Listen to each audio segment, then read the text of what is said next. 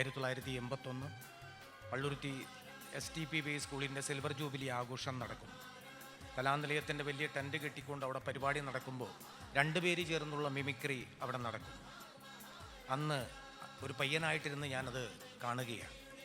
അന്നാണ് ഒറ്റടിക്ക് ഞാൻ കണ്ടത് അൻസാർ ആൻഡ് പ്രസാദ്.